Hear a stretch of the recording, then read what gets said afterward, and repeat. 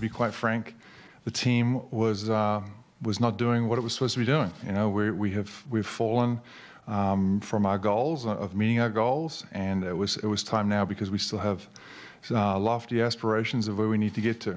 Let's be real, we pros, we're veterans. You know, we had a tough start. It was a rocky year last year, rocky summer.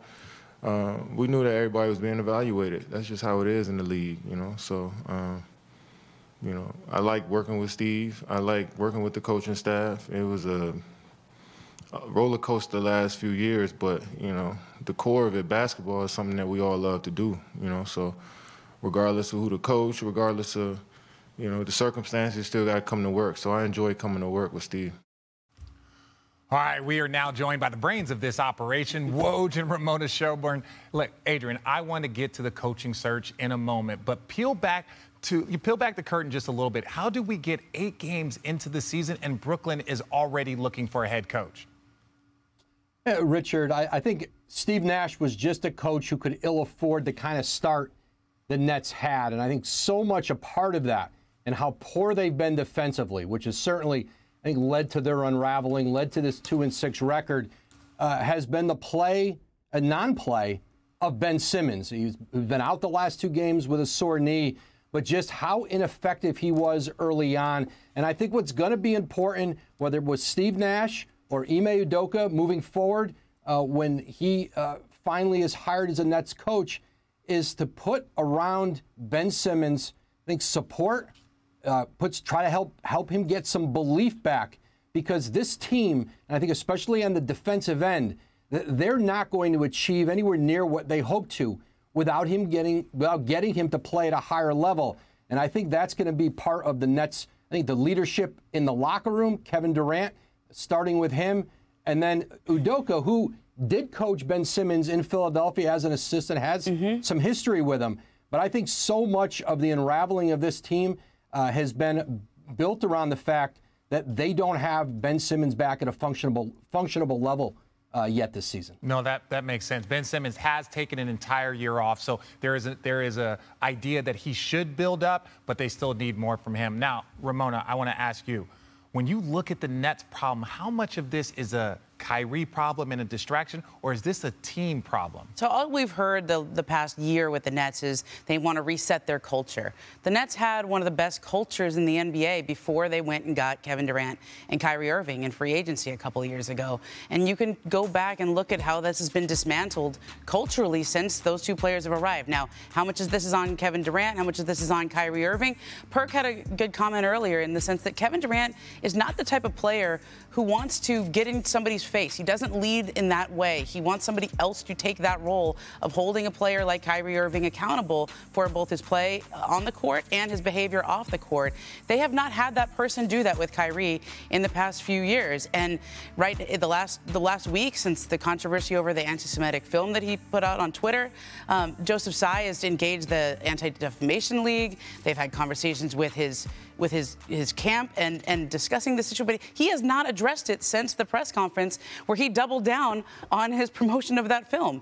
And until there is some level of clarity of where he stands on this, and no one in that locker room knows how to behave until it knows how to act with him and can move forward until he addresses it or until somebody addresses it with him. Well, and I spoke to some people at the Nets, and they were saying that the last couple of days he's pretty much hasn't spoken to the media because he's been using this time to research and communicate with different people to see everything that's been going on. So hopefully, you know, that's where he's been taking. And that's a good point, Richard, where, you know, there is a conversation about education, about dialogue, about talking to someone rather than canceling somebody.